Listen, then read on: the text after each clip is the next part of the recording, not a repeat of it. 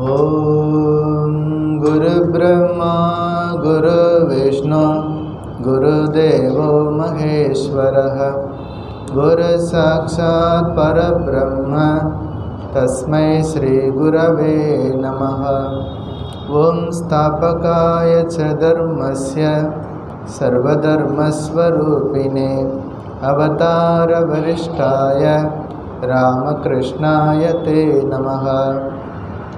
जननीं शारदां देवीं रामकृष्णं जगद्गुरुं पादपद्मे तयो श्रित्वा प्रणमामि मुहुर्मुहुः। नमः श्रीयतिराजाय विवेकानन्दसूरये सच्चित्सुखस्वरूपाय स्वामिने तापहारिणे त्वमेव माता च पिता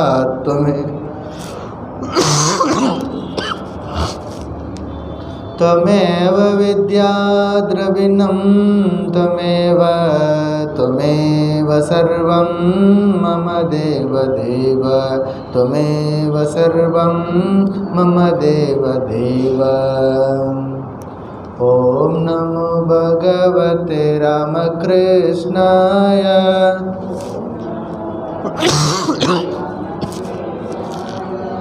ॐ नमो भगवते रामकृष्णाय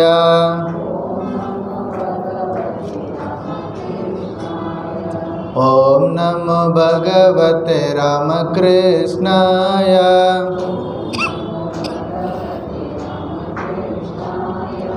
ॐ नमो भगवते रामकृष्णाय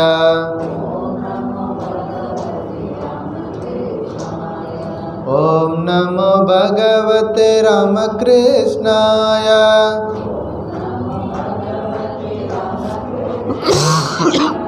ॐ नमो भगवते रामकृष्णाय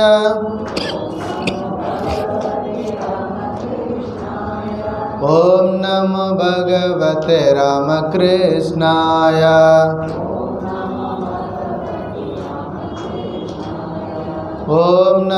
भगवते रामकृष्णाय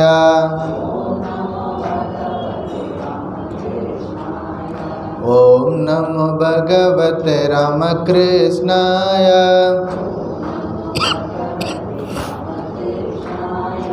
ॐ नमो भगवते रामकृष्णाय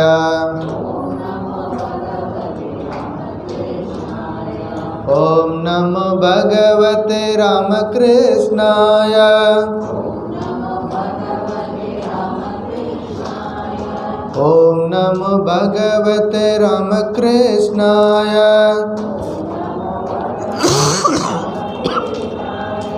ॐ नमो भगवते रामकृष्णाय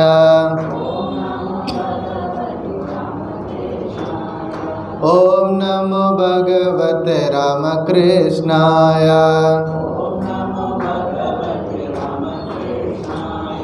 जय रामकृष्ण।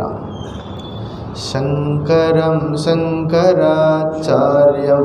केशवं बादरायणं सूत्रभाष्यकृतौ वन्दे भगवन्तौ पुनः पुनः। श्रुते स्मृते पुराणानाम् आलयं करुणालयं नमामि भगवत्पादं शङ्करं लोकशङ्करम्।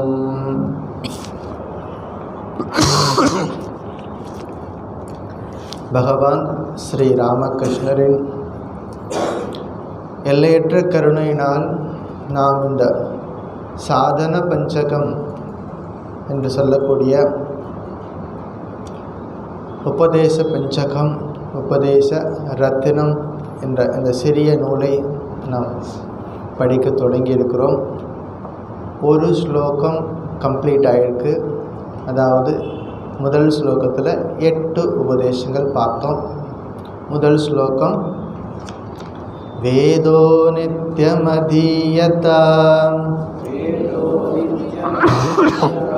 ததுதிதம் கர்மஸ்வனுஷ்டீயதாம்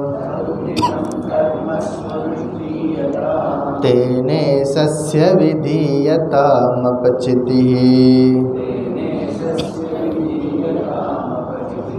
काम्ये मतिस्त्यज्यताम् पापौगपरितूयताम् भवसुखे दोषोऽनुसन्धीयताम् आत्मेच्छा व्यवसीयतां निजगृहात् तूर्णं विनिर्गम्यताम्.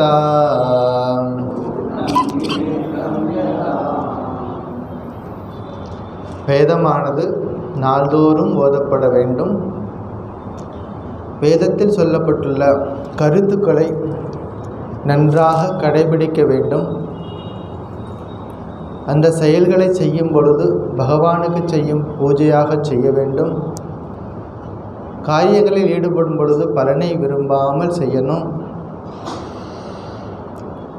வெறுப்பு இல்லாமல் ராகத்வேஷம் இல்லாமல் எல்லா காரியத்தையும் செய்யணும். ஆத்மாவை அறிந்து கொள்ளும் ஆர்வத்தை நன்றாக வளர்த்துக்கணும். இந்த உடல் என்ற சிறையில் இருந்து ஆத்மாவை விடுவிப்பதற்கான முயற்சிகளை உடனடியாக செய்யணும் அப்படின்னு இந்த முதல் ஸ்லோகம் சொல்லுது. தூர்ணம் அப்படின்னா as possible, as quick as possible, எவ்வளோ சீக்கிரமாக இதுக்கான முயற்சிகளை நம்ம எடுக்கிறோமோ அப்படின்னு அர்த்தம். தூர்ணம் எவ்வளவு விரைவாக.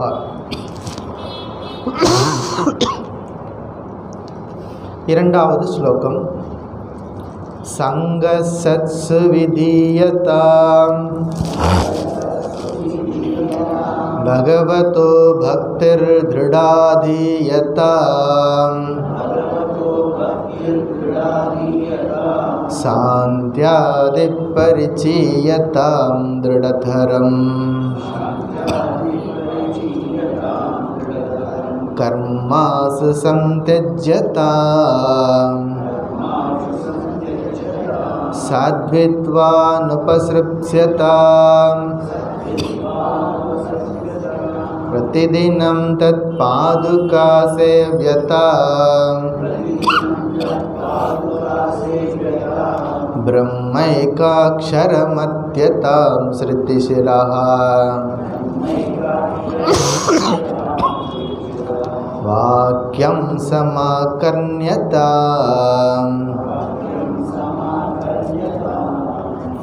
இரண்டாவது ஸ்லோகத்தில் இரண்டு உபதேசங்கள் பார்த்துருக்குறோம். முதல் வரியில் முதல் உபதேசம் சங்கஹா சத்சு விதீயதாம், அதாவது சத்சு சங்கஹா விதீயதாம், சாது சங்கத்தில் இருக்கணும், நல்லோர் இணக்கத்தில் எப்போதும் நம்மளை வச்சுக்கணும்னு பார்த்தோம். அடுத்த உபதேசம் பகவதः பக்தி திருடா ஆதீயதாம், திருடா பக்தி ஆதீயதாம், பகவானிடத்தில் நல்ல ஒருமுகப்பட்ட பக்தியை எப்பொழுதும் நம்ம வச்சுக்கணும் அப்படிங்கிறத கடைசி வகுப்பில் பார்த்தோம். அதாவது என்ன அர்த்தம் அப்படின்னா, பக்தி அப்படின்னா அதாவது புற வழிபாட்டை விட அக வழிபாட்டுக்கு அதிகமாக முக்கியத்துவம் கொடுக்கணும் அப்படின்னா என்ன, புற வழிபாட்டை விட்டுட வேண்டாம்னு சொல்லலை, ஒரு குறிப்பிட்ட காலத்துக்கு அப்புறமா அக வழிபாட்டில் அதிகமான நேரத்தை பயன்படுத்தணும் அப்படிங்கிறத வலியுறுத்தி சொன்னாங்க. கடந்த வகுப்பில் பார்த்தோம். இன்றைக்கு 11வது உபதேசம் சாந்த்யாதி பரிச்சீயதாம். செகண்ட் லைனில் முதல் உபதேசம் சாந்த்யாதி பரிச்சீயதா, மன அடக்கம் முதலான சாதனைகளை பழக வேண்டும். இப்போ நமக்கு என்ன, ஒரு சாதகன் எதெல்லாம் செய்யணும் அப்படிங்கிறத அழகாக சொல்லி கொடுக்குறாரு சங்கராச்சாரியார். ஆத்ம இச்சை நமக்கு வந்துடுச்சு, பிரம்மச்சரிய நிலையில் வேதம் படிக்கிறோம், கிரகஸ்த நிலையில் எல்லா காரியங்களையும் செய்கிறோம், அவர் சொன்ன மாதிரி சாதனை, அதாவது சாஸ்திரம் சொன்னபடி நம்ம வாழ்க்கையில் எல்லா காரியத்தையும் செய்கிறோம்.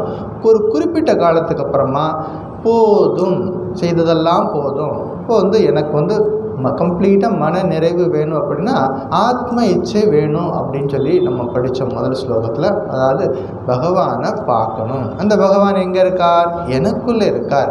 எனக்குள்ளே இருக்க அந்த பகவானை பார்க்கணும் அப்படிங்கிற ஒரு தீவிரமான ஏக்கம் நமக்குள்ளே வரணும். ஒரு குருநாதர்கிட்ட போய் ஒரு சீடன் போனான். போயிட்டு, சுவாமி நான் பகவானை பார்க்கணும், எனக்கு நீங்கள் தான் உபதேசம் பண்ணணும் அப்படி சொன்னான். இவன் என்ன நினச்சிருப்போனா, நம்ம போய் கேள்வி கேட்போம், உட்கார வச்சு ஏதாவது சாஸ்திரத்தில் சொல்லி கொடுப்பாருன்னு நினச்சிட்டு போனான். அந்த குருநாதர் அவரை கூப்பிட்டுட்டு, நான் குளிக்க போயிட்டுருக்கேன், ஆற்றுக்கு போகிறேன், என் கூட வர்றியான்னு. சரி போகலாம், குளிச்சுட்டு குளிக்கத்தானே கூப்பிட்றாரு, போய் ஸ்நானம் பண்ணிட்டு வந்துட்டு சொல்லி கொடுப்பாரு அப்படின்னு நினச்சிட்டு அவர் கூட போனான். ஆற்றுக்கு போனாங்க. 2 பேரும் உள்ள ஆற்றுல இறங்கினாங்க. இந்த குருநாதர் சீடருடைய தலையை நல்லா கையில் பிடிச்சி தண்ணியில் பிடிச்சி அமுக்கிட்டார். தண்ணிக்குள்ளே பிடிச்சி அமுக்கிட்டார். அழுத்தி பிடிச்சிக்கிட்டு இருக்கார். அந்த சீடன் பரிதவிக்கிறான். ஒரு கேள்வி தான் கேட்டான், பகவானை அடையணும், அதுக்கு ஒரு உபதேசம் சொல்லுங்கன்னு சீடர்கிட்ட குருநாதர்கிட்ட போய் கேள்வி கேட்டால் அவர் என்ன பண்ணிட்டார், கொண்டு போய் தண்ணிக்குள்ளே வச்சு அமர்த்தி வச்சுட்ருக்கார். பிடிச்சிட்டே இருக்கார். அவன் துடிக்கிறான். எப்போ விடுவார், அந்த ரிலீஸ் என்ன எப்போ ரிலீஸ் பண்ணுவார், நான் வெளியில் வரணும், மூச்சு விடுறதுக்கு அவ்வளோ துடிக்கிறான். ரொம்ப நேரம் கழித்து அவனை ரிலீஸ் பண்ணி விட்டார், போனால் போதும். இப்போ அவர் கேட்டார், எப்படி இருந்துச்சு அப்படின்னு. நல்லாவா இருந்திருக்கும்? அவன் சொன்னான், போங்க சுவாமி, ஒரு கேள்வி கேட்டால் தெரியும்னு சொல்லுங்கள், இல்லைன்னா தெரியாதுன்னு சொல்லுங்கள். இப்படி கொண்டே என்னை சங்கடத்தில் மாட்டி விட்டுட்டிங்களே, உயிரே போகிற மாதிரி இருந்துச்சு. அவன் சொன்ன வார்த்தை உயிரே போகிற மாதிரி இருந்துச்சு. அப்போ குருநாதர் சொன்னார், அப்படிப்பட்ட மன ஏக்கம் உனக்கு இருக்கா? எதில்? பகவானை அடையணுங்கிறதுல அப்படிப்பட்ட தீவிர மன ஏக்கம் உனக்குள்ளே இருக்கா? உயிரே போன மாதிரி இருந்தது சொன்னில்ல தண்ணிக்குள்ளே இருக்கும் பொழுது, அப்படிப்பட்ட தீவிரமான ஏக்கம், நான் இறைவனை பார்க்கணும், இந்த மனுஷ ஜென்மம் எனக்கு கிடைச்சிருக்கு, இந்த மனுஷ ஜென்மம் இருக்கும் பொழுதே நான் அந்த பகவானை பார்க்கணும் அப்படிங்கிற ஒரு தீவிரமான உனக்கு ஏக்கம் இருக்கா? அதுதான் ஃபஸ்ட்டு குவாலிஃபிகேஷன். அதைத்தான் இங்கே சாஸ்திரம்னு சொல்லுது. ஆத்மேச்சா விவசியதா. காரியங்கள் எல்லாத்தையும் செய்யணும், மனசுக்குள்ளே நான் அந்த பரம்பொருள், நான் அந்த இறைவனின் குழந்தை அப்படிங்கிற எண்ணம் நமக்குள்ளே இருக்கணும். பகவானை அடைகிறது தானே, அது அப்புறம் பார்த்துக்குவோம், ஆஃப்டர் 80 ஆஃப்டர் 90 பார்த்துக்கலான்னா வரவே வராது. அப்படி ஒரு நிலை வரவே வராது, காலம் வரவே வராது. இன்றே இப்பொழுதே. நாளை என்பது விடியும் என்பதற்கு எந்த உத்தரவாதமும் இல்லை. இன்றே இப்பொழுதே செய்து பழக வேண்டும். எந்த ஒரு காரியத்தையும் பர்டிகுலராக நல்ல காரியங்கள் மனசில் தோன்றுச்சுன்னா தோன்றின உடனே அப்போவே செஞ்சிடணும். வீட்டுக்கு போயிட்டு வீட்டுக்காரங்கிட்ட சொல்லிட்டு செய்யலைன்னா முடிஞ்சு போச்சு, அங்கே எல்லாம் மாறி போயிடும். அவ்வளவு மனசு ப்ளே பண்ணும். அப்படிப்பட்ட மனதை அடக்கணும் அப்படின்னு இந்த ஸ்லோகத்தில் பார்க்குறோம். இன்றைக்கி என்ன உபதேசம்? மன அடக்கம் முதலான சாதனைகளை எக்ஸெட்ரா, அதான் முதலான சாந்தி ஆதி எக்ஸெட்ரா. சாந்தி ஆதி பரிச்சயதா. பகவானை தியானம் பண்ணணும், பகவானை மெடிடேஷன் பண்ணணும் அப்படின்னா மனம் சாந்தமாக இருந்தால் மட்டுமே நடக்கும். வேறு எந்த விதமான ஷார்ட்கட்டும் கிடையாது. யாராவது ஒருத்தர் உன்னை ஷார்ட்கட்டில் கூட்டிகிட்டு போய் நாளைக்கே முக்தி கொடுக்குறேன்னு சொன்னாங்கன்னா ரொம்ப ஜாக்கிரதையாக இருங்க, அவர் பக்கத்திலே போகாதீங்க.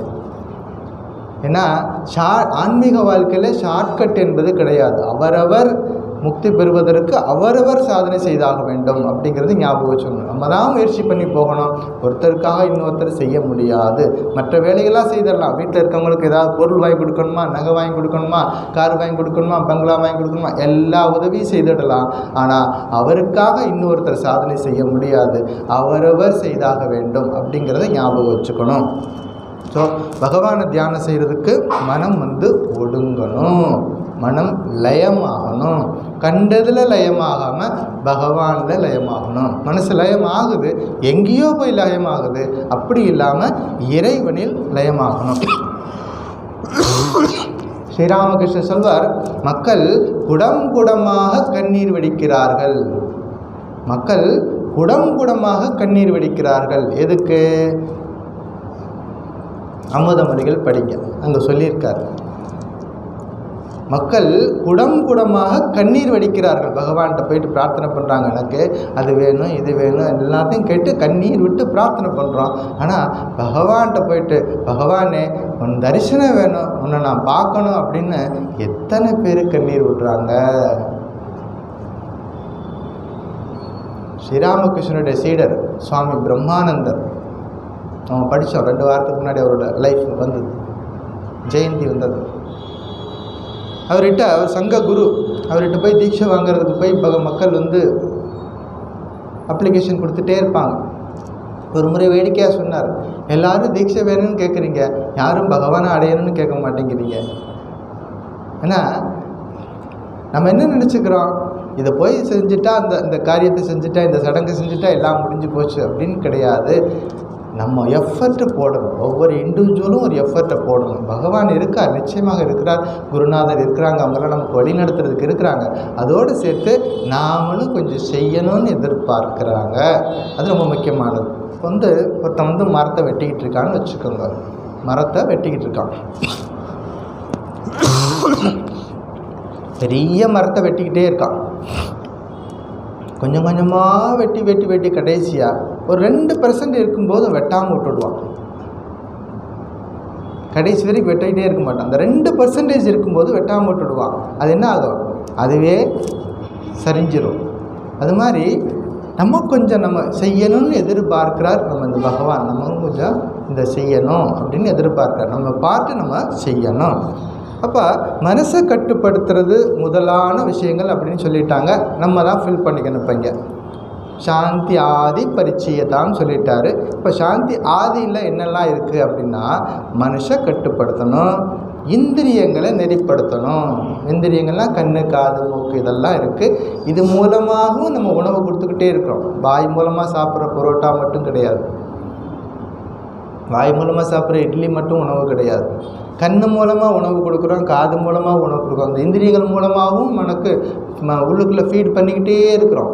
அதுலேயும் ஒரு நெறிமுறை வேணும். எதை கேட்கணும், எதை கேட்கக்கூடாது, எதை பார்க்கணும், எதை பார்க்கக்கூடாது, எதை பேசணும், எதை பேசக்கூடாது. ஒரு ஸ்ட்ரிக்டாக ஒரு நெறிமுறை இருக்கணும். பொறுமையை கடைப்பிடிக்கணும். இதெல்லாம் ஒரு சாதகனுக்கு இருக்க வேண்டிய விஷயங்கள். விதிக்கப்பட்ட கடமைகளை நன்றாக செய்யணும். நம்ம ஏற்கனவே பார்த்துருக்குறோம், விதிக்கப்பட்ட கடமைகளை செய்யணும். சாஸ்திரங்களில் பரிபூர்ண ஸ்ரத்தை இருக்கணும். நம்ம வேதம் உபனிஷத்து சொல்லக்கூடிய அந்த கருத்துக்களில் ஸ்ரத்தையோடு இருக்கணும். இதெல்லாம் இருந்தால் மனுஷன் ஒருமுகமாகும். இதெல்லாம் செய்தோம்னா மனம் ஒருமுகமாகும். மனம் ஒருமுகமாச்சுன்னா பகவானை சிந்தனை பண்ணலாம். அதாவது சாதன சதுஷ்டயத்தை கடைப்பிடிக்கணும். ஆதிசங்கரர் வேதாந்தம் படிக்கிறவங்களுக்கு ஒரு பேசிக் குவாலிஃபிகேஷன் சொல்லுவார். யாரெல்லாம் வேதாந்தம் படிக்கணுமோ ஒரு பேசிக் இதெல்லாம் இதுவாவது அவசியம் இருக்கணும் அப்படின்னு சொல்லுவார். அதுக்கு பேர் சாதன சதுஷ்டயம். சதுஷ்டயம்னா 4 விதமான சாதனைகள். நம்பர் 1 விவேகம். அது என்ன சுவாமி விவேகம்? விவேகம் அப்படின்னா எது பெர்மனண்ட், எது இம்பெர்மனண்ட். நம்ம லைஃப்பில் அன்றாட வாழ்க்கையில் காலையிலேருந்து இரவு வரைக்கும் எத்தனையோ விஷயங்களை நம்ம டீல் பண்ணுவோம். நமக்கு புரிஞ்சுக்க தெரியணும், நம்மளால் பிரித்து பார்க்க தெரியணும். இது நிலையானது, இது நிலையற்றது. நிலையானதை கெட்டியாக பிடிச்சிக்கணும், நிலையில்லாத பக்கமே போகக்கூடாது. அதுதான் விவேகம்.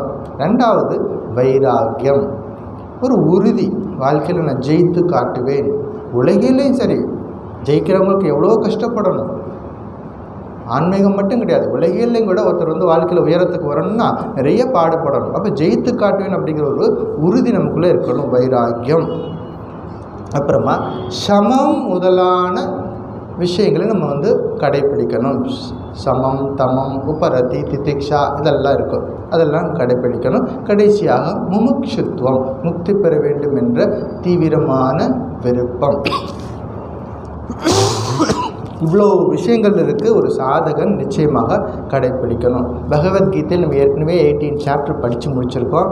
அதில் 16 சாப்டரில் நிறைய நல்ல குணங்களை பற்றி சொல்லியிருக்கு. அதாவது 16th சாப்டர் என்ன தெரியுமா? தெய்வ அசுர சம்பத் விபாக யோகா அப்படின்னு படித்தோம்.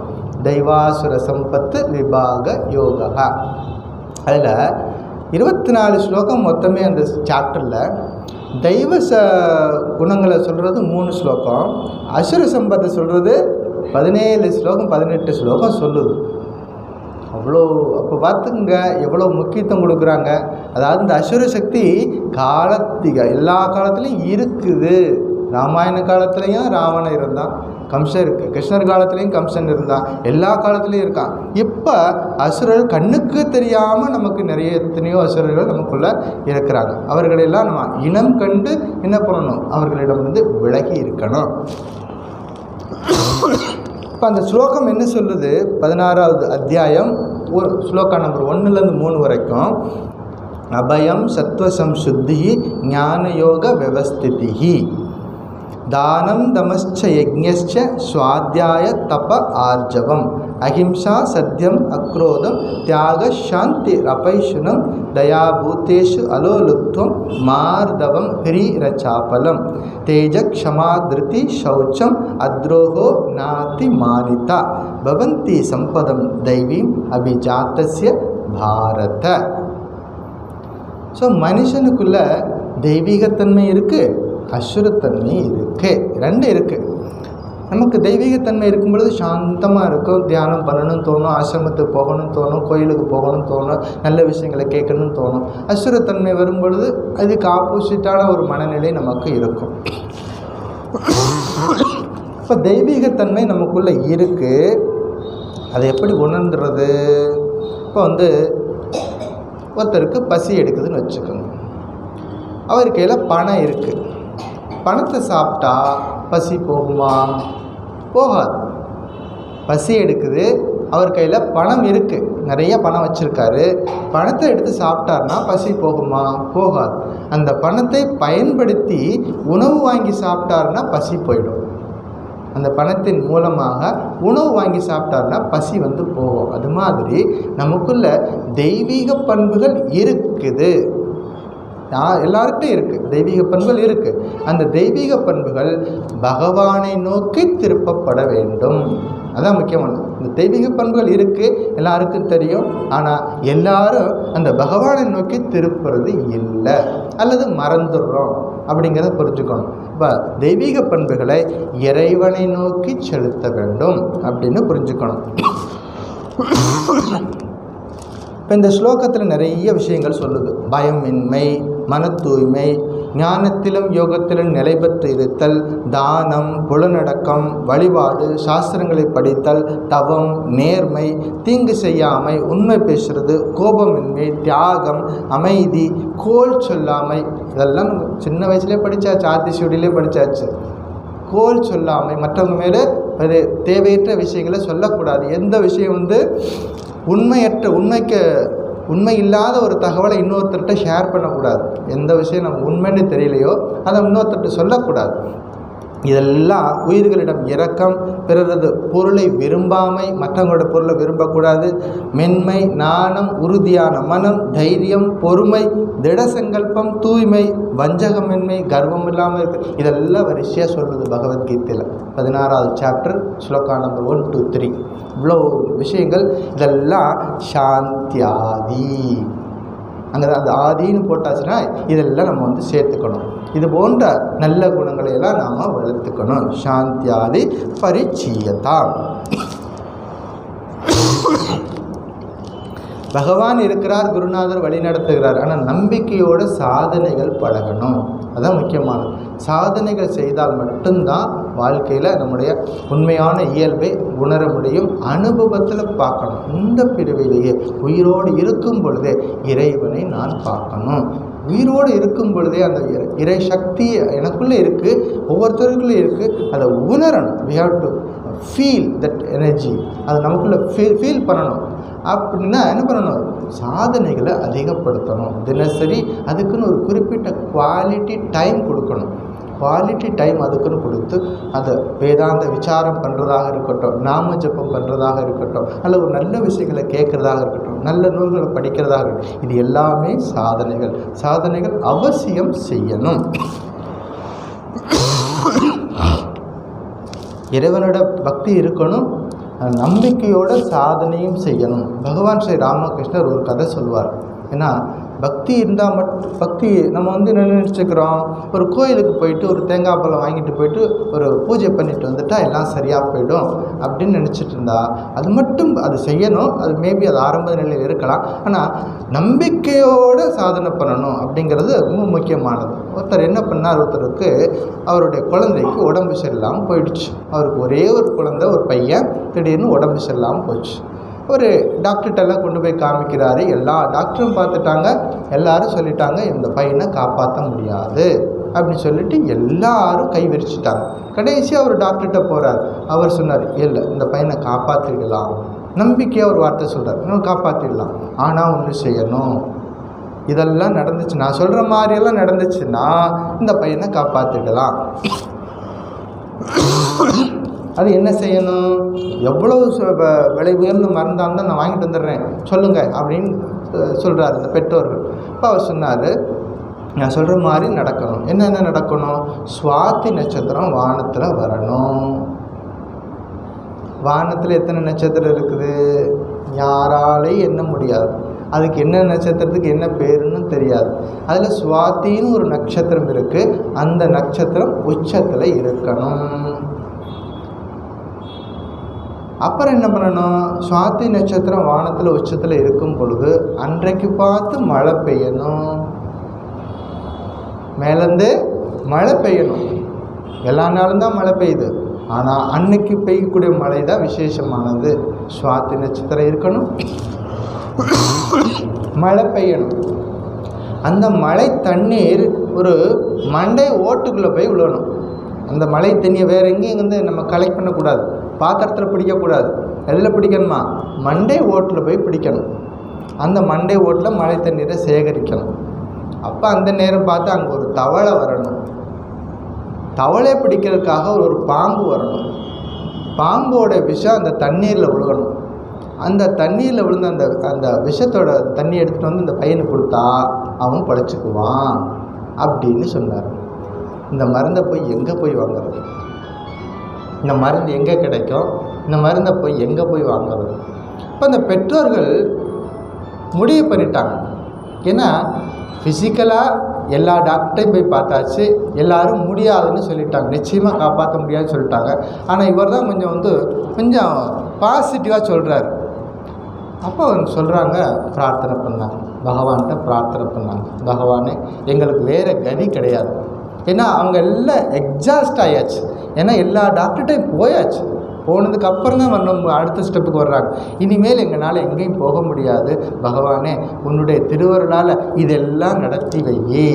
இதெல்லாம் நடக்காது, நடத்தி வைக்க உன்னால் முடியும். ஏன்னா பகவானால் நினச்சா எதையும் சாதிக்க முடியும், உன்னால் முடியும் அப்படின்னு சொல்லி கண்ணீர் விட்டு பிரார்த்தனை பண்ணுறாங்க. வானத்தில் உச்சத்தில் சுவாதி நட்சத்திரம் வருது. எவ்வளோ சந்தோஷமாக இருக்கும். சுவாதி நட்சத்திரம் நம்ம கூப்பிட்டா வந்துடுமா? அது அவங்களோட ரொட்டீன் படி அந்த நட்சத்திரங்கள்லாம் இயங்குது வானத்தில்.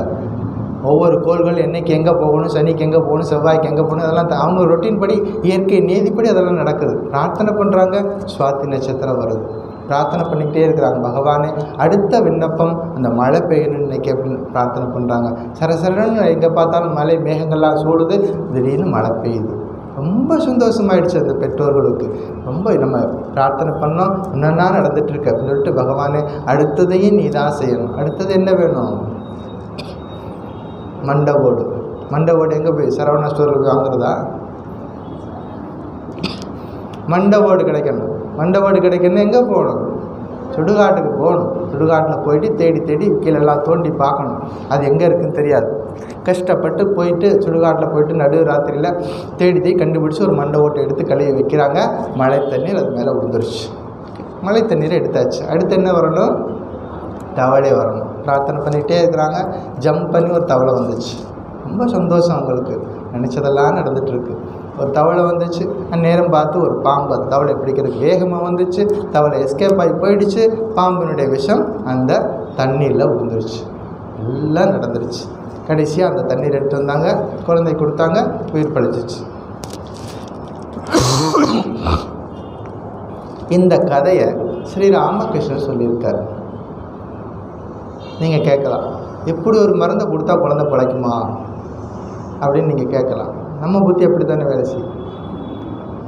நம்ம இதில் என்ன முக்கியமான பாயிண்ட்டோ அதை எடுத்துக்கணும். அவர் இந்த கதையை மூலமாக சொல்லிவிட்டு இந்த கதை மூலமாக நமக்கு என்ன மெசேஜ் கொடுக்குறாருன்னு பார்க்கணும். இந்த கதையில் என்ன இருக்குன்னா, அந்த தீவிரமான பக்தி பகவான்கிட்ட எதுவும் நடக்காதுன்னு யாரெல்லாம் சொல்கிறாங்களோ, எது நம்ம மனுஷ சக்தியால் நடக்காதுன்னு நம்ம சொல்கிறோமோ அது இறை சக்தியால் முடியுங்கிற பூரணமான நம்பிக்கை நமக்குள்ளே இருக்கணும். அந்த இறை பக்தி நமக்குள்ளே இருக்கணும். தீவிரமான சாதனை பண்ணணும். பகவான்கிட்ட பிரார்த்தனை பண்ணுறாங்கல்ல, அந்த கண்ணீர் விட்டு பிரார்த்தனை பண்ணுறாங்கல்ல, அது நிச்சயமாக வேணும். அவங்க ஒரு குழந்தைக்காக பிரார்த்தனை பண்ணாங்க. நம்ம என்ன பண்ணணும்? நமக்குள்ளே இருக்கக்கூடிய இறைசக்தியை உணரணும். அப்படின்னா அதுக்கு பிரார்த்தனை பண்ணணும். ஸோ நம்முடைய பிரார்த்தனையும் சேரணும். பகவானுடைய அனுகிரகம் என்பது நிச்சயமாக எல்லாருக்கும் இருக்குது. காற்று எப்போதும் அடிச்சுட்டு தான் இருக்குது.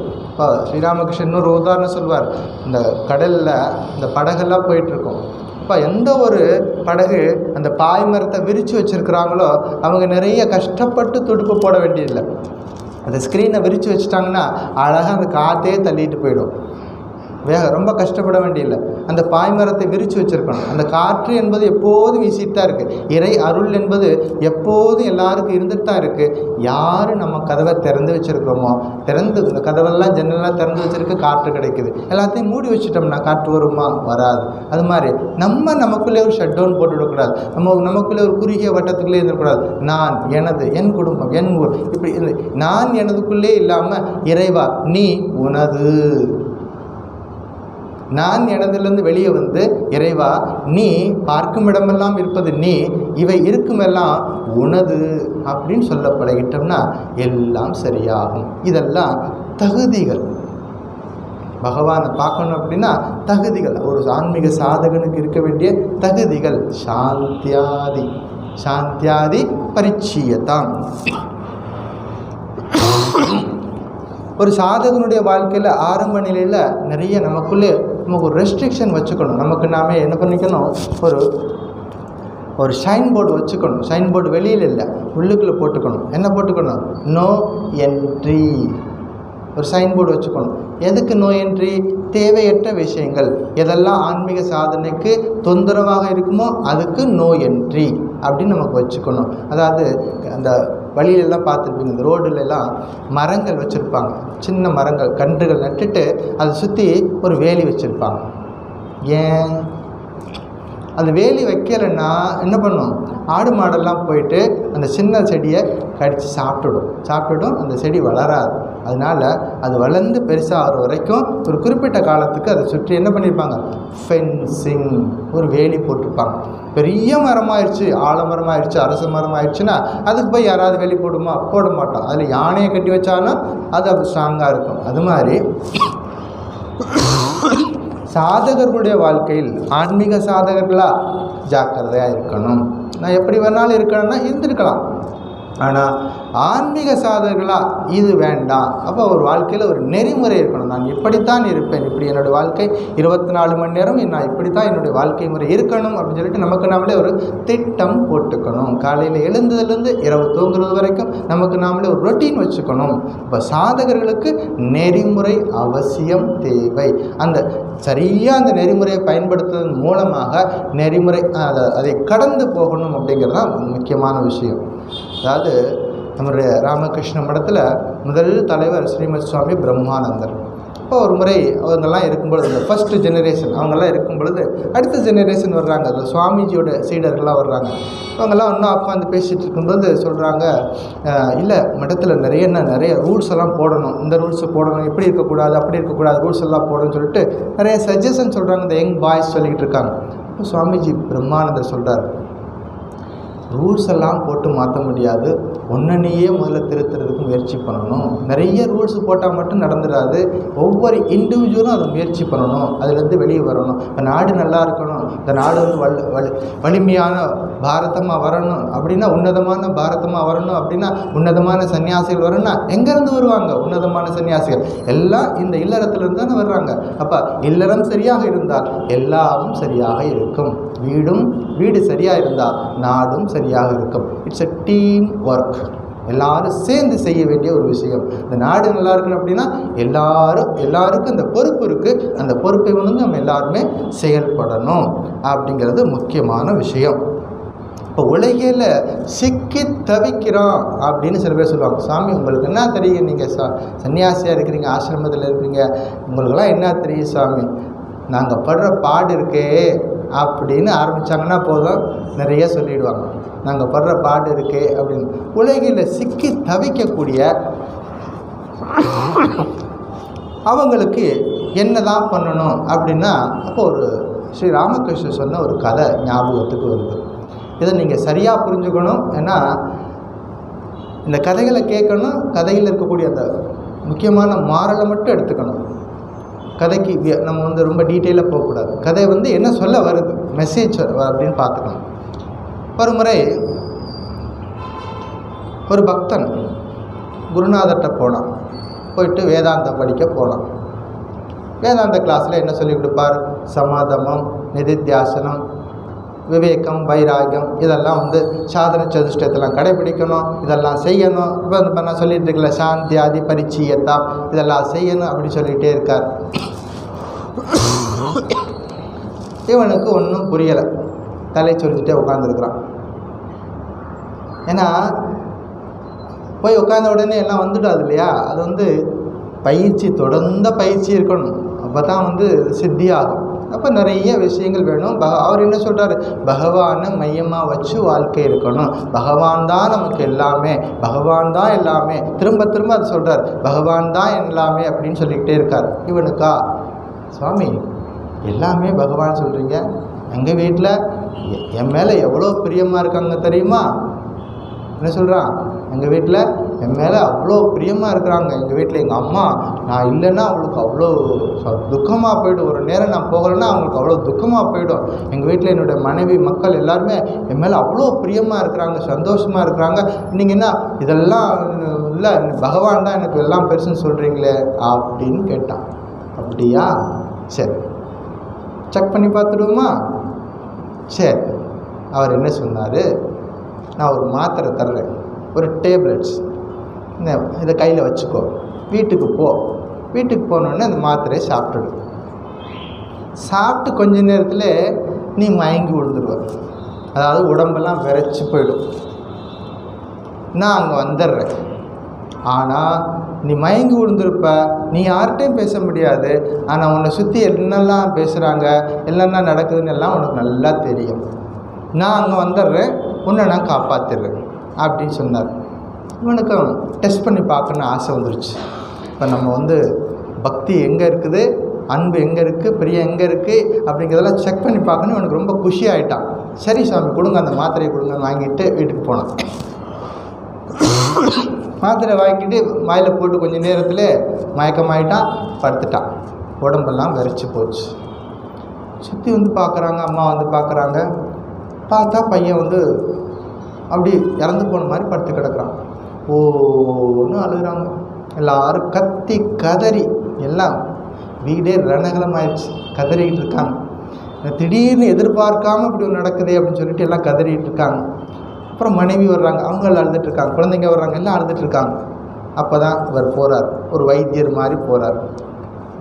போயிட்டு அப்படி கையெல்லாம் செக் பண்ணி பார்க்குறாரு. பார்த்துட்டு அச்சோ நடக்கக்கூடாது நடந்துருச்சு, இவர் வந்து இறந்து போயிட்டார், ஆனால் இவரை பிழைக்க வைக்கலாம் அப்படின்னாரு. அழுதவங்களை அப்படி நின்றுட்டாங்க. பிழைக்க வைக்கலாம், என்ன செய்யணும் சொல்லுங்கள், எந்த டாக்டர்கிட்ட கூப்பிட்டு போகணும்னு சொல்லுங்கள், எல்லாம் கேட்குறாங்க. அந்த மருந்து அங்கெல்லாம் போக வேண்டியதில்லை, என்கிட்டயே வச்சுருக்கேன், நானே மருந்து வச்சுருக்கேன். சரி என்ன செய்யணும் சொல்லுங்கள். அந்த மருந்தை உங்களில் யாருக்காவது ஒருத்தர் கொடுத்துருவேன். அந்த மருந்தை நீங்கள் சாப்பிட்டீங்கன்னா அவர் பிழைச்சிக்குவார். உயிரை கொடுத்து உயிரை எடுக்கணும். அதாவது நீங்கள் ரொம்ப பிரியமாக இருக்கிறீங்கல்ல, அதனால் நீங்கள் யாராவது ஒருத்தர் இருந்து இந்த மருந்தை நீங்கள் சாப்பிட்டுடுங்க, அவர் பழிச்சுக்குவார் அப்படின்னு சொன்னார். இது நேரம் வரைக்கும் அழுதுகிட்டே இருந்தாங்க. அவர் ரொம்ப முதல்ல அம்மா கிட்ட போனார். அவங்க வயதானவங்க இல்லையா, அம்மா கிட்ட போனார். அம்மா, நீங்கள் தான் ரொம்ப கத்தி கதறி அழுகிறீங்க, இந்தாங்க இந்த மாத்திரை வாங்கிக்கோங்க, உங்கள் பையன் உயிர் பிழைக்கட்டும் அப்படின்னு சொல்லி கையில் கொடுத்தார். அந்த அம்மா வாங்கி கையில் வச்சுட்டு யோசிச்சுக்கிட்டே இருக்கிறாங்க. கொஞ்சம் நேரம் கழித்து அழுகை எல்லாம் நின்று போச்சு. என்ன சொன்னாங்க, சாமி எனக்கு இவன் மட்டும் பிள்ளை கிடையாது, இன்னும் 2-3 பிள்ளைங்கள்லாம் இருக்கிறாங்க, இன்னும் 2-3 பிள்ளைங்கள்லாம் இருக்கிறாங்க, நான் போயிட்டேன்னா அவங்க கதியெல்லாம் என்ன ஆகுறது அப்படின்னா என்ன அர்த்தம்? She is not willing at all. அவங்களுக்கு விருப்பம் இல்லை மாத்திரை சாப்பிட்றதுக்கு. சரி, அந்த பக்கம் இன்னும் கத்தி கதறிட்டு இருக்காங்க. மனைவி போனார். இந்த மாத்திரையை நீ பிடிமா, நீ சாப்பிடு, அட்லீஸ்ட் உன் கணவர் உயிர் பிழைக்கட்டும், அவர் பிள்ளைங்கெல்லாம் பார்த்துக்குவார். அவங்க கையில் வாங்கிட்டு யோசிச்சுட்டே இருக்கிறாங்க. அவங்க சொன்னாங்க, அவர் தான்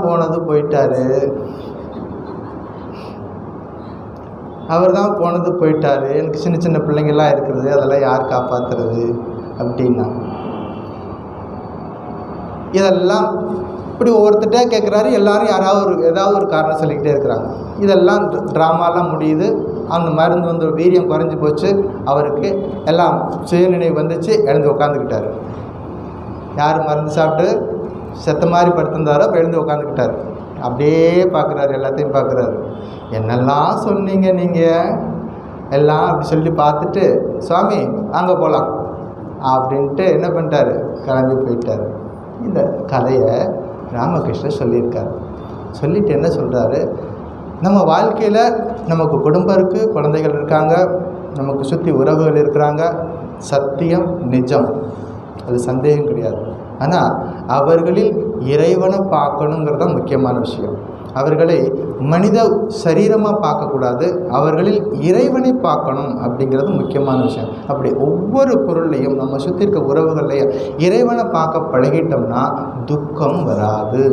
ஒருவேளை நம்ம விட்டு அவர்கள் பிரிந்து போகும் பொழுது அவரை கண்டு நமக்கு துக்கம் வராது. ஏன்னா அவர்களுக்குள்ளே பகவான் இருக்கார், எனக்குள்ளே இருக்கார், அந்த பகவான் அந்த பரம்பொருளோடு இணைஞ்சிருக்கார் அப்படிங்கிற ஒரு நிறைவு தான் நமக்கு வருமே தவிர துக்கம் வராது. அப்போ எல்லாவற்றிலும் இறைவனை பார்க்க கற்றுக் கொடுப்பது தான் நம்முடைய சனாதன தர்மம். நம்ம சுற்றி இருக்கக்கூடிய அத்தனை உறவுகள்லையும் பகவானை பார்க்கணும். எதை செஞ்சாலும், ஒரு பூ பறிக்கிறீங்களா, இதை நான் பகவானுக்கு கொடுப்பேன். ஒரு நல்ல பொருள் வாங்கிட்டு வரோமா, முதல்ல பகவானுக்கு ஆஃபர் பண்ணுறது. இதெல்லாம் நம்மளோட சின்ன சின்ன விஷயங்கள் அன்றாட வாழ்க்கையில். ஒரு நல்ல புஸ்தகம் வாங்கிட்டு வரோமா, முதல்ல பகவானுக்கு அர்ப்பணம் பண்ணுறோம். இப்படி என்ன செஞ்சாலும், தண்ணி குடிக்கிறோமா, ஒரு நாம சொல்லிட்டு தண்ணி குடிக்கிறது. எந்த வேலை செஞ்சாலும், இருந்தாலும் கிடந்தாலும், எல்லா ஆக்டிவிட்டிலையும் பகவான், அந்த இறைவனை மையமாக வச்சு ஒவ்வொரு செயலை செய்யும் பொழுது எங்கே போகும் நம்ம மனசம், அப்போ தான் சாந்தியாதி. அப்போ ஆட்டோமேட்டிக்காக இந்த சாஸ்திரம் சொல்லக்கூடிய அந்த தகுதி நமக்கு வந்துடும். மன அமைதி என்பது நமக்கு வந்துடும். இவ்வளோ விஷயங்கள் இருக்குது. ஆன்மீக வாழ்க்கை அப்படின்னா திடீர் சமையல் கிடையாது. அது ரெகுலராக தினசரி அன்றாட வாழ்க்கையில் கடைபிடிக்கணும் அப்படிங்கிறது தான் முக்கியமான விஷயம். ஸோ மனசு, புத்தி, சித்தம், அகங்காரம் இதெல்லாத்தையும் நம்ம கண்ட்ரோலில் வச்சுக்கணும். என்ன பண்ணணும், நம்ம கண்ட்ரோலில் இருக்கணும். சாந்தி அப்படின்னா புலன்களின் அழுக்கற்ற தன்மைன்னு அர்த்தம். நமக்குள்ளே இருக்கக்கூடிய புலன்கள் இருக்குல்ல, கண்ணு, காது, மூக்கு, இதெல்லாம் புலன்கள், இதில் சுத்தமாக இருக்கணும்னு அர்த்தம். அழுக்கற்ற தன்மை அப்படின்னு அர்த்தம்.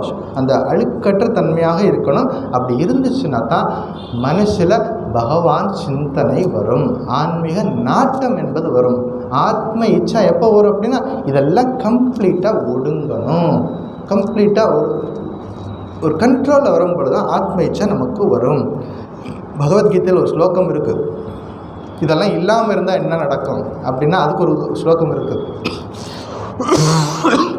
ஒரு பஸ் இருக்குது, அந்த பஸ்ஸில் ஏறி உட்காந்துன்னா டைரெக்டாக கொண்டு போய் நரகத்தில் விட்டுவிடும் அப்படின்னு ஒரு ஸ்லோகம் இருக்குது. திரிவிதம் நரகஸ்யேதம் துவாரம் நாசனம் ஆத்மனஹா. ஆத்மாவை நாசம் பண்ணுறதுக்கு 3 விதமான விஷயங்கள் இருக்குது அப்படின்னு சொல்கிறது. என்னது? காமஹா, குரோதஹா, லோபஹா. தஸ்மாத் ஏதத்ரயம் தியஜேத். படிச்சிருக்கோம் நம்ம 18 சாப்டருக்குள்ளே இதெல்லாம் படிச்சிருக்கிறோம். அதாவது என்ன சொல்லுது? திரிவிதம் நரக்கசியத்தம். இந்த 3 விஷயம், இந்த 3 இருக்கக்கூடிய ஒரு பஸ்ஸில் நம்ம ஏறி உட்காந்துட்டோம்னா எங்கேயும் நான் ஸ்டாப்பாக கரெக்டாக கொண்டு போய் எங்கே தள்ளிடும்? அங்கே கொண்டு போய் சேர்த்துடும். அப்போ என்ன இருக்கக்கூடாது? காமகா, குரோதகா, லோபகா. காமகன்னா தீவிரமான ஒரு ஸ்ரீராமகிருஷ்ணர் ஒரு கேள்வி கேட்குறாரு. இந்த காமம் அப்படிக்கும் ஆசைக்கு என்ன வித்தியாசம்? ரொம்ப பல நேரங்கள் இது ரெண்டு ஒன்று மாதிரி தெரியும். காமம், ஆசை 2 ஒன்று மாதிரி தெரியும். ஸ்ரீராமகிருஷ்ணன் அழகாக பதில் சொல்கிறார். காமம் என்பது மரத்தின் வேர், ஆசை என்பது அதன் கிளைகள். இப்போ புரியுதா? நமக்கு ஈஸியாக புரியும். மரத்தின் வேர், அப்புறம் கிளைகள். நம்ம பார்க்குறது ஆசைன்னா வெளியில் கிளைகள் மட்டும்தான் தெரியும். அந்த வேர் உள்ளுக்குள்ளே எவ்வளோ இருக்குது, ஸ்ட்ராங்காக இருக்குது அப்படிங்கிறது ஞாபகம் வச்சுக்கணும். அதுவும் சரியாகணும் அப்படிங்க. இவ்வளோ விஷயங்கள் இருக்குது ஆன்மீக வாழ்க்கையில். நம்ம ஜாக்கிரதையாக இருக்கணும். பதஞ்சலி யோக சூத்திரத்தில் ஒரு சாதகன் முதல்ல எதை செய்யணும் அப்படின்னா யமம் அப்படின்னு ஒரு ஸ்லோகத்தில் இருக்குது. யமம் அப்படின்னா அஹிம்சா, சத்தியம், அஸ்தேயம், அப்பரிக்கிரகம், பிரம்மச்சரியம், இதெல்லாம் சேர்ந்தது யமம். என்னது? அஹிம்சா. எந்த உயிருக்கும் துன்புறுத்தக்கூடாது. மனசாலோ சொல்லாலோ மனசாலோ வாக்காலோ எந்த உயிருக்கும் துன்புறுத்தக்கூடாது. அஹிம்சா. அது சத்தியம். ஸ்ரீராமகிருஷ்ணர் சொல்லியிருக்கார், இந்த கலியுகத்தில் உண்மை பேசுவது தவம். கிருத்தயுகம், திரேதாயுகம், துவாபர யுகத்திலலாம் ஒத்த காலில் நின்று தவம் பண்ணுறதெல்லாம் செய்திருக்கிறாங்க. இப்போ அவ்வளோ கடினமான நீங்கள் தவம் செய்ய வேணாம், ஒத்த காலில் யாரும் நிற்க வேணாம். ஒன்று செய்யுங்க, சத்தியம் பேசுங்க. 24 மணி நேரமும் மனசில் என்ன தோன்றதோ எல்லாம் சத்தியமாக பேசுங்க. சத்தியம் என்பது முக்கியமானது. அப்போ பொய் பேசக்கூடாது. அப்புறம் நிறைய பொருட்களை சேர்த்து வச்சுக்கக்கூடாது. எனக்குன்னு நிறைய பொருட்களை சேர்த்து வச்சுக்கூடாது. எது தேவை, எவ்வளவு தேவை, அது ஞாபகம் வச்சுக்கணும். அப்புறமா பிரம்மச்சரியத்தை கடைப்பிடிக்கணும். பல நேரங்களில் இந்த சப்ஜெக்டை பேசவே மாட்டேங்கிறாங்க. பேசணும். பர்டிகுலராக வளரும் தலைமுறைகளுக்கு சொல்லணும் தான். பிரம்மச்சரியம் என்பது ஒரு சக்தி, ஆற்றல். அதை சரியாக சேனலைஸ் பண்ணி கொண்டு போனால் நிச்சயமாக வாழ்க்கையில் ஜெயிக்க முடியும். குழந்தைகளுக்கு சொல்லிக் கொடுக்க வேண்டிய விஷயங்கள், இதை தவிர்த்து போகக்கூடாது. நிச்சயமாக சொல்லணும். இது வாழ்க்கையில் அது கடைபிடிக்க வேண்டிய ஒரு விஷயங்கள். அப்போ இதெல்லாம் நம்ம செய்யணும். பிரம்மச்சரியத்தை கடைபிடிக்கணும். பிறர் பொருளை எடுத்துக்கக்கூடாது. ஒரு பென்சிலாக இருந்தால் கூட அடுத்தவர் பொருளாக தொடவே கூடாது. இவ்வளோ விஷயங்கள் பதஞ்சலி மகரிஷி தியானத்துக்கெல்லாம் அப்புறமா அந்த ஸ்டெப்புக்கெல்லாம் போகிறதுக்கு முன்னாடி பேசிக்காக முதல்ல சொல்லியிருக்காரு யமம். இதை முதல்ல கடைப்பிடிங்க. அடுத்தது என்ன சொல்கிறாரு? நியமம். நியமத்தில் என்னென்னலாம் சொல்கிறாரு? சௌச்சம், சந்தோஷம், தபஹ, ஸ்வாத்தியாயம், ஈஸ்வர பிரணிதானம், இதெல்லாம் நியமம். என்னெல்லாம் சொல்கிறாரு? தூய்மையாக இருக்கணும். சாமி நாங்களாம் சுத்தமாக தானே இருக்கோம், ட்ரெஸ் போட்டு வர்றோமே. அந்த தூய்மை மட்டும் கிடையாது, உள்ள தூய்மையும் இருக்கணும். உள்ளும் புறமும் தூய்மையாக இருக்கணும். சந்தோஷமாக இருக்கணும், நிறைவாக இருக்கணும் வாழ்க்கையில். யாராவது கேட்டு பார்ப்போம், நான் நல்லா இருக்கீங்களா? ஏதோ ஓடுது சாமி. நல்லா இருக்கீங்கன்னு கேட்டால் என்ன பதில் வரா? ஏதோ போகுது அப்படி இருக்க. எஸ் நல்லா இருக்கேன் அப்படி. ஒரு பையன் இருக்கான், ஒரு ஃபோன் பண்ணுவான் அப்பப்பா, என்னப்பா நல்லா இருக்கியா அப்படின்னு கேட்டான். நல்லா வச்சுருக்கார் மகாராஜ், குரு மகாராஜனை நல்லா வச்சுருக்கார். ஆமாம், அவ்வளோ கஷ்டப்படுவான். சோத்துக்கே வழி இருக்காது, சாப்பாட்டுக்கே வழி இருக்காது, அவ்வளோ கஷ்டப்படுவான். ஆனால் என்ன சொல்லுவான் தெரியுமா? என்ன ஸ்ரீராமகிருஷ்ணர் என்னை நல்லா வச்சுருக்கார் மகாராஜ். எங்கேருந்து வந்துச்சு அந்த தைரியம்? எங்கே? அதுதான் depending, completely depending on God. வாழ்க்கையில் பிரச்சனைகள் இருக்கும், வாழ்க்கையில் குறைபாடுகள் இருக்கும், மனக்குறைகள் இருக்கும், எல்லாம் இருக்கும். இருந்தாலும் நான் அந்த பரம்பொருள் அப்படிங்கிறது ஞாபகத்தில் இருந்துச்சுன்னா இதெல்லாம் ஒன்றுமே செய்யாது. வாழ்க்கையில் நமக்கு தேவைகள் இருக்கத்தான் செய்யும். ஒவ்வொருத்தருக்கும் ஒரு விதமான தேவைகள் இருக்கும். எல்லாருக்கும் பூர்த்தி பண்ண முடியாது. அப்போ அந்த மனநிலையை பார்க்கணும். அவர் என்ன சொல்கிறார்? என்ன குரு மகாராஜ் நல்லா வச்சுருக்காரு. உண்மையிலே ஆக்சுவலாக அங்கே சாப்பாட்டு கஷ்டம் இருக்குது. பாரதியார் கோட்டில் படித்து பாருங்கள். அவர் கஷ்டப்படுவார். ஆனால் அவர் பாட்டில் போய் படித்து பாருங்க,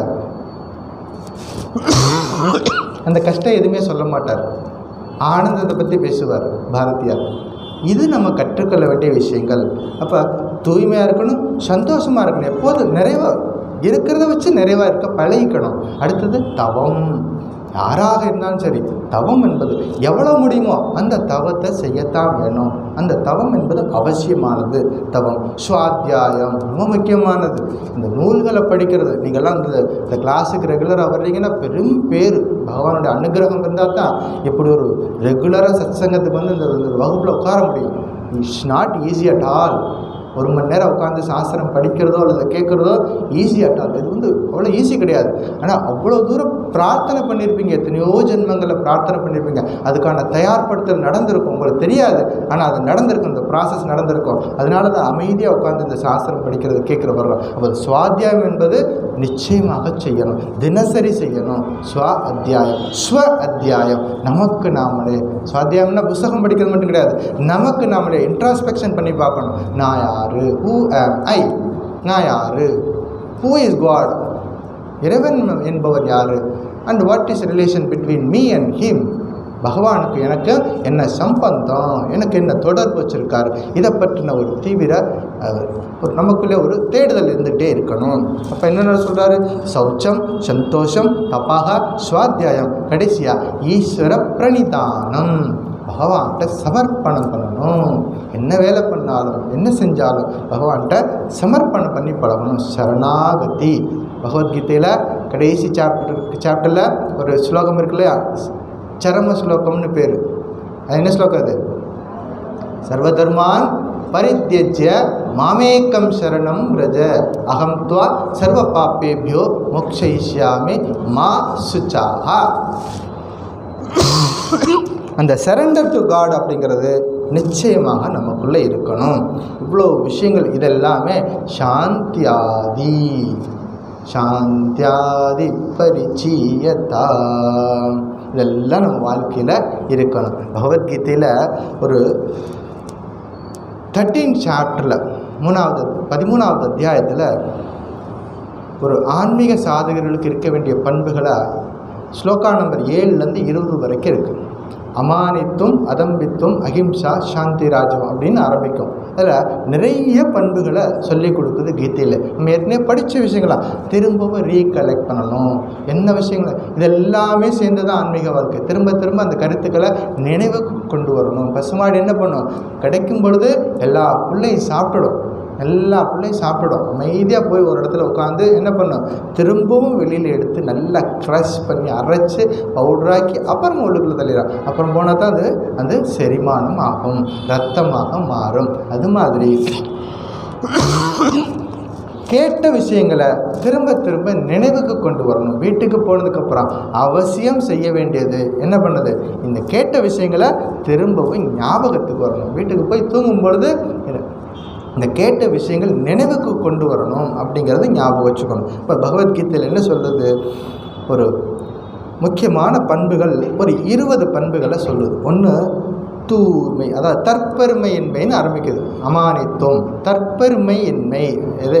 அதான் பிரச்சனையே, தற்பெருமை. யாராவது நம்மளை பார்த்து புகழ்ந்து பேச மாட்டாங்களா அப்படின்னு என்ன பண்ணுறோம்? எதிர்பார்க்குறோம். யாராவது புகழ்ந்து பேசலைன்னா என்ன பண்ணுறோம்? நமக்கு நாமளே அட்வர்டைஸ்மெண்ட் பண்ணிக்கிறோம். அதெல்லாம் இருக்கக்கூடாது. தற்பெருமை இருக்கக்கூடாது. ஆன்மீக வாழ்க்கையில் தற்பெருமை இருக்கக்கூடாது. ஆணவம் இருக்கக்கூடாது. உயிர்களை கொல்லக்கூடாது. பொறுமையாக இருக்கணும், நேர்மையாக இருக்கணும். குருவுக்கு சேவை பண்ணணும். அடுத்து பார்க்க போகிறோம், அடுத்த வரியில் வருது. குருவுக்கு சேவை பண்ணணும். தத் பாதுகா சேவையத்தான்னு படிக்க போகிறோம். அடுத்த வார கிளாஸில் படிக்க போகிறோம். குருவுக்கு சேவை பண்ணணும், தூய்மையாக இருக்கணும், விடாமுயற்சி இருக்கணும். பகவத்கீதையில் சொல்லி கொடுக்குது, விடாமுயற்சி இருக்கணும். காரியத்தில் எப்பொழுதும் ஒரு தொய்வு இருக்கக்கூடாது. அப்போ விடாமுயற்சி என்பது நமக்குள்ளே இருக்கணும். சுய கட்டுப்பாடு இருக்கணும். நமக்கு நாமளே கட்டுப்பாடு வச்சுக்கணும். யாரும் நம்மளை வந்து கண்ட்ரோல் பண்ண வேண்டியதில்லை. நமக்கு நாமளே கட்டுப்பாடு வச்சுக்கணும். மற்றவங்க பொருள் ஆசை இருக்கக்கூடாது. ஆணவம் இல்லாமல் இருக்கணும். பிறப்பு, இறப்பு, மூப்பு, நோய் இதெல்லாமே இதனுடைய கேடுகள் எல்லாம் சிந்தனை பண்ணணும். நம்ம ஏற்கனவே படிச்சிருக்கிறோம். இந்த இன்பங்கள் எல்லாத்துலேயும் துன்பம் கலந்திருக்கிறது. நம்ம படிச்சிருக்கோம், அந்த இதே இதில் கிளாஸில் படிச்சிருக்கோம். இதெல்லாம் இப்படி நிறைய விஷயங்களை சொல்லுது. கடைசியாக ஆன்ம உணர்வில் நிலைப்பற்று இருக்கணும் அப்படின்னு முடிக்குது இந்த பகவத்கீதையில் சொல்லக்கூடிய அந்த ஸ்லோகம். இவ்வளோ விஷயங்கள் இருக்குது. சின்னதாக ஒரு பெட்டி கதை சொல்கிறேன். ஏன்னா சாந்தியாதின்னு ஆரம்பித்தோம், மனசை அடக்கணும். ஒருத்தன் என்ன பண்ணால் ஒரு ஆசிரமத்துக்கு போனான். இப்போ குருநாதர் நிறைய விஷயங்களை சொல்லிக்கிட்டு இருக்கார், ஆன்மீக விஷயமாக சொல்லிக்கிட்டே இருக்கார். இவன் மனதை அடக்குவது கடினம், மனம் காற்றை போடுது. கீதையில் பார்த்துருக்கோம், அர்ஜுனன் சொல்கிறான், பகவானே என் மனசு காற்றை போல் இருக்குது, என்னால் கட்டுப்படுத்தவே முடியலை அப்படின்னு பகவான்கிட்ட அர்ஜுனன் சொல்கிறான். அப்போ பகவான் சொல்கிறார், அது நீ சொல்கிறதெல்லாம் சத்தியம், உண்மை, அப்படி தான் இருக்கும் மனுஷனுடைய இயல்பு. ஆனால் அதுக்கு ஒரு வழி இருக்குது, அதை கண்ட்ரோல் பண்ணுறதுக்கு ஒரு வழி இருக்குது. என்ன பண்ணணும்?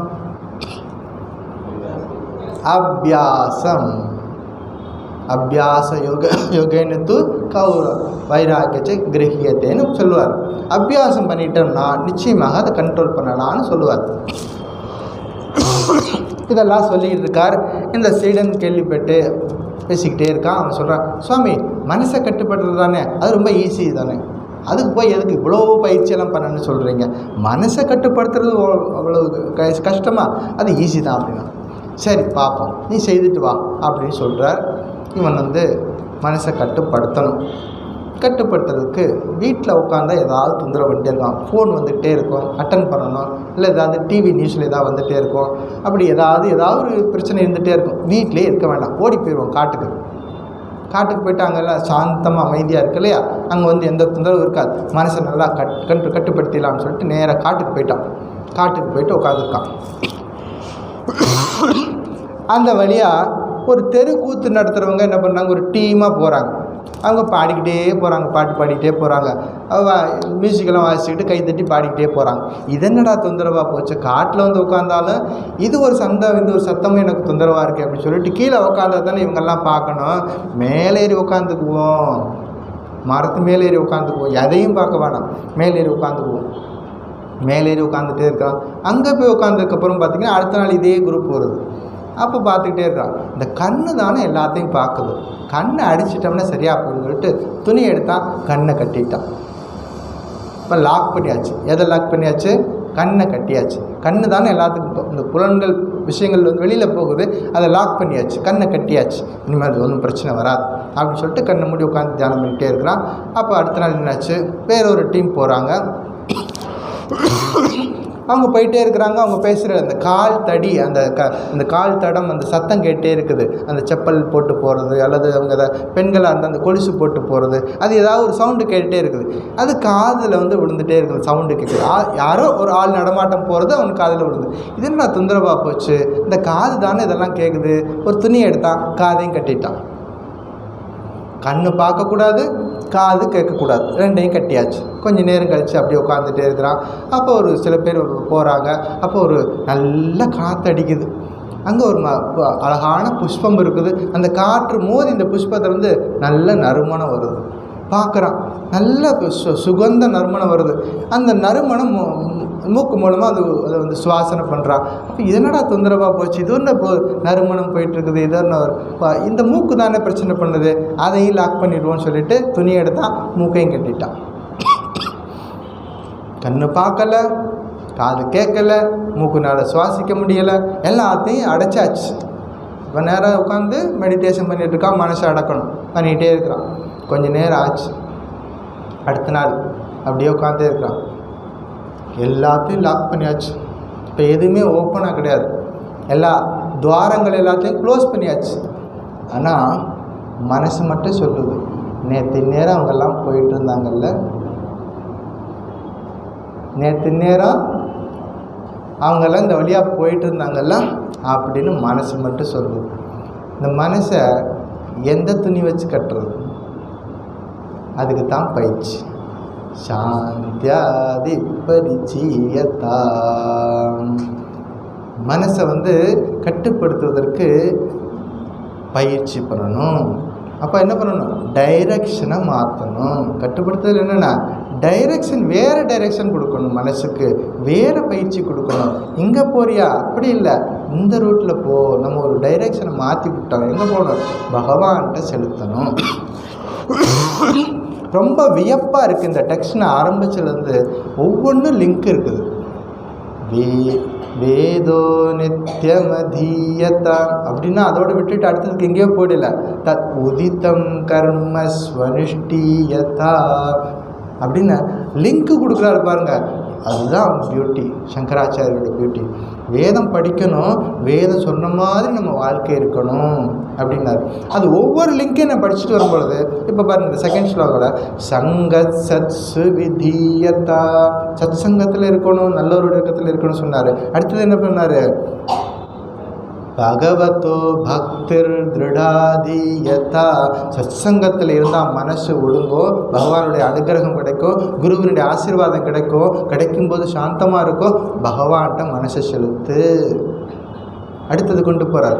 3வது ஸ்லோகம் இன்றைக்கி நம்ம படிச்சிருக்கோம். 3வது உபதேசம் என்ன பண்ணுறது, இதெல்லாம் இருக்கும் பொழுது நமக்கு தடைகள் வரும், அதுலேருந்து நீ வெளியே வரணும். சாந்தியாதி பரிச்சீயதா,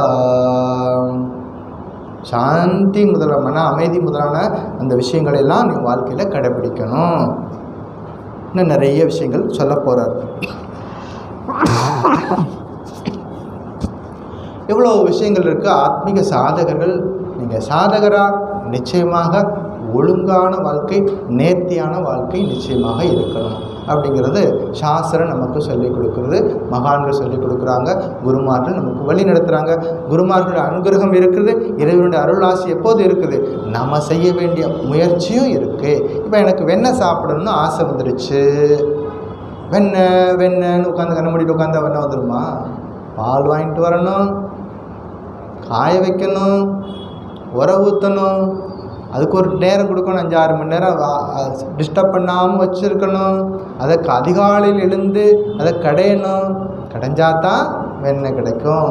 இப்போ அதுக்கு பேர் தான் என்னது, சாதனை. வெண்ணெய் வேணும்னா இவ்வளவு சாதனைகள் செய்யணும். அது மாதிரி ஆன்மீக வாழ்க்கையில் நம்ம யாருன்னு கண்டுபிடிக்கிறதுக்கு நம்ம முடிஞ்ச வரைக்கும் நம்ம சாதனை பண்ணோம்னா மீதியை பகவான் இருக்கார், நம்ம பின்னாடியே இருக்கார். ஜஸ்ட் நம்மகிட்ட வந்து எதிர்பார்க்கிறார். ஒரு 5% அது நம்மகிட்ட வந்து எதிர்பார்க்கிறார். நம்ம முயற்சி போடணும்னு எதிர்பார்க்கிறார். அதை நம்ம செய்யும் பொழுது தான் அவர் குஷி ஆகிடுவார். நமக்கு வந்து ஹெல்ப் பண்ணுறதுக்கு அந்த எல்லா தெய்வங்களும் வருஷம் கட்டி நிற்கிறாங்க. நமக்கு உதவி செய்கிறதுக்காக எல்லா தெய்வங்களும் போட்டி போட்டுட்டு நிற்கிறாங்க. ஆனால் நம்ம கூப்பிடணும். ஒரு முறை என்னாச்சு, அடுத்த வாரம் சிவராத்திரி, உடனே சிவன் ஞாபகம் வந்துருச்சு. ஒரு முறை ஒரு பக்தன் கஷ்டத்தில் இருக்கான். உடனே பார்வதி தேவி சொன்னாங்க, உங்கள் பக்தன் ரொம்ப கஷ்டத்தில் இருக்கிறான், போய் உதவி செய்யுங்க அப்படின்னா. இப்போ பகவான் சொன்னார், சிவபெருமான், என்னை கூப்பிட்டா நான் போகிறேன், உன்னை கூப்பிட்டா நீ போ, யாராவது ஒருத்தர் போய் காப்பாற்றிக்கலாம் அப்படின்னு 2 பேர் தயாராக இருக்காங்க. யாரை முதல்ல கூப்பிட்டாலும் நம்ம 2 பேரும் போயிடுவோம், நம்ம போய் அந்த பக்தனை காப்பாற்றிடுவோம். அவன் 2 பேரையும் கூப்பிடல. என்ன கூப்பிட்டான், நீங்கள் கேள்விப்பட்டிருப்பீங்க ஏற்கனவே, ஐயோன்னா. பகவான்னா அப்பனேன்னு கூப்பிட்டுருந்தா அவர் வந்திருப்பார், அம்மையேன்னு கூப்பிட்டுருந்தா அவங்க வந்திருப்பாங்க. 2 பேரும் கூப்பிடாம ஐயோன்னா. இப்போ யார் போவா? 2 பேரும் முடிச்சுட்டு இருக்கிறாங்க. நம்ம இன்விடேஷனே வரலையே, இன்விடேஷனே என்ன வரலையே, நம்மளை கூப்பிடவே இல்லையே. அது மாதிரி நம்ம வாழ்க்கையில் பகவானை கூப்பிடணும். நிச்சயமாக அவங்க ரெடியாக இருக்காங்க. அந்த இறை அருள் என்பது நமக்கு ரெடியாக இருக்குது.